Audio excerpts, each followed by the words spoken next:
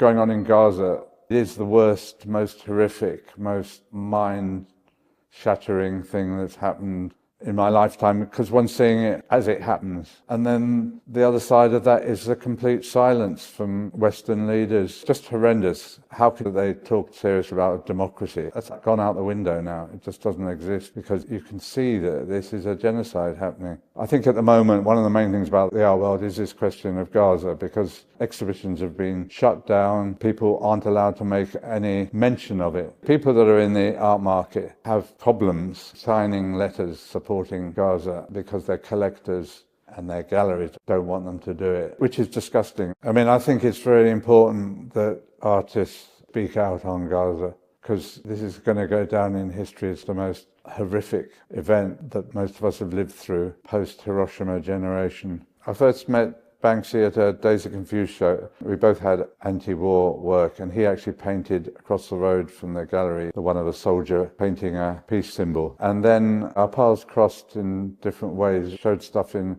Santa's Ghetto in Oxford Street. I went to Palestine with a group of artists. We went to Bethlehem and set up a gallery in Manger Square and had Palestinian artists and artists from Europe and America as well. Banksy had made a series of watchtowers out of wood he'd had made by a Palestinian craftsman, and I got a lot of Coke cans, bent them round the watchtower, which is a simple dialectic between American capitalism and who's funding Israel. The stuff we made in Bethlehem, all the money stayed there for Palestinian children, for art projects and things with them. I've had emailed people saying to me they think I'm Banksy, as if at my age I could be crawling up buildings. I mean, the other thing, I get emails saying, Pete, I really like what you're doing, but you've ripped off Banksy. And some of his work is similar to mine, especially the landscape pictures. I write back and say, well, actually, he wasn't even in nappies when I did that picture.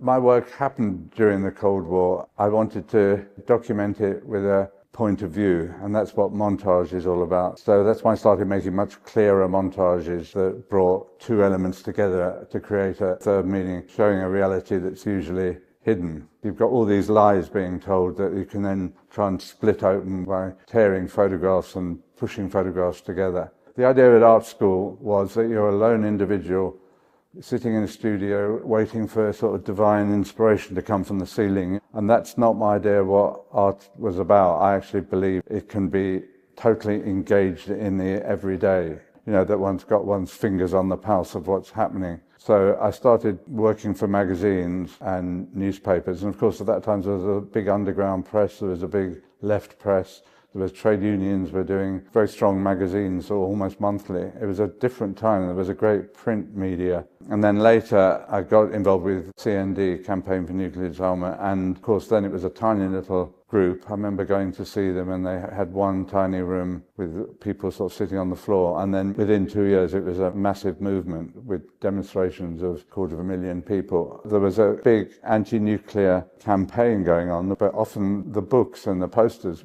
just copied the pictures that were showing the explosion. So it's almost like the nuclear explosion had become normalized. I wanted to get hold of these images and break them and pull them apart and show a possibility of destroying them before they destroyed us. In 1980, I did the hand clutching the missile. That was actually done for a Labour Party rally, believe it or not, because you wouldn't get any. There's nothing like that now, obviously. It's not a Labour Party anymore. It's nothing I recognise as a Labour Party. I think Keir Starmer is a robotic member of the capitalist class.